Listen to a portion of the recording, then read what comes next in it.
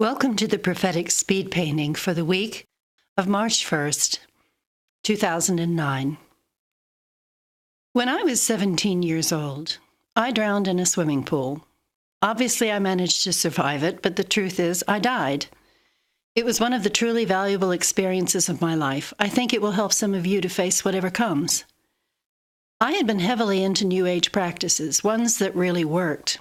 My uncle and aunt had led me into them, and my uncle had gone so far as to be able to stop his heartbeat at will, to close the pores of his skin so that he could work topless while grinding fiberglass bodies on cars.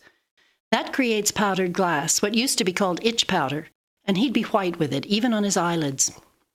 And to not have to breathe while bent over a crucible of hot cyanide when fashioning gold jewelry. It was the real thing, as far as personal powers were concerned. Through our yoga exercises, I'd become good at breath control, and that day he challenged me to a game of tag in their small apartment pool since no one else was in it. He said there was a place he could go in the pool where I couldn't catch him, which seemed impossible. The rule of the game was that neither of us could come up for air until he was caught. What I didn't know was that he'd seen the pool emptied a few days before, and the drain hole under the diving board was actually 3 feet lower than the depth reading painted on the side of the pool. He sped around the pool 3 times while I chased him underwater, and then he sat in lotus position down in the drain hole and went into meditation. I, on the other hand, had gauged my air for the depth of the pool. When I saw him sitting beneath me, I took a swipe at him and realized he was deeper than I thought. To reach him meant I had to let out the last of my air so I could sink. When I did, I missed again, and saw that the water had distorted the distance, that he was much further down. But now I had about 5 feet of water over my head, and I needed to breathe. With my lungs bursting, I felt even my ear canals open, as if to breathe, and then I started inhaling water. For a split second, I actually gained some oxygen. My head cleared slightly, but just as quickly, I was suffocating again, as surely as anyone being strangled. The last thing I saw was my own hand drifting up in front of my face, lifeless. And the last thing to go through my mind was rage that it wouldn't obey me.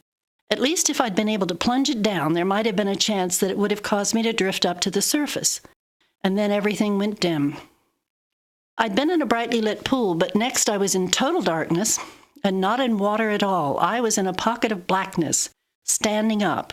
It was as if someone had flicked a light switch and the world had instantly clicked off. I hadn't gone anywhere. The world had stopped. In fact, my first feeling was surprise that I was still there, dry, undistressed, unharmed, and back to my normal senses. At that point, my uncle playfully came up from below and shoved me up over out at the edge of the pool, and I came back to consciousness. That's when I heard him laughing about the trick of the drain hole as he climbed out. Thankfully, I wedged my elbow. My arm was floppy, but I wedged my elbow into the overspill gutter, and that helped me not go back into the water. But as that happened, it brought my hand up right under my nose. And I looked down at it. There was a roughed-up place in the back of my hand that had scraped on the cement, but it wasn't bleeding. And I looked at it, and I determined I wanted that to be a scar that would never go away, as a reminder to me not to believe in those practices ever again. My uncle's understanding was that he went into a higher awareness state when he meditated, but not 6 feet above him, he hadn't been aware I was dying, screaming out for rescue with all of my being.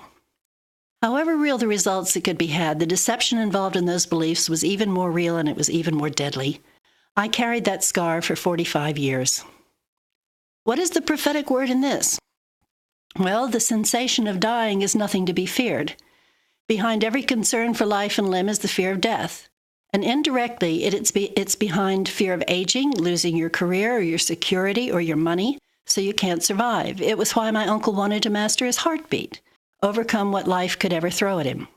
But there is really only one reason for not fearing the long, long state of being dead. Only one. It is that Jesus has mastered it and invites us in on his rescue. Inky blackness and total isolation from all light and life awaits on the other side, and that is greatly to be feared by those who die unsaved from such an end. There was no nirvana, no faces of the dead showing up, as per the Tibetan Book of the Dead, or avatars, or any other thing New Age beliefs promised. There was no pearly gate, and a welcome for me then either. Nothing this life can do to you or offer to do for you. via any other means or practices can guarantee that safe passage and being met by the resident Lord of heaven, except for enlisting with him now while you have the chance.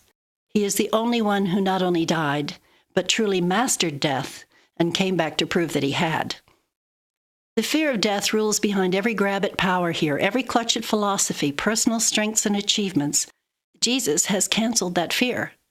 O death, where is thy sting? So, as your money goes haywire, your job, your family's future, consider that they will one day all click off, and you will be standing there by yourself alone, or with the Lord. This was a word of reminder, a good week to check out what really counts.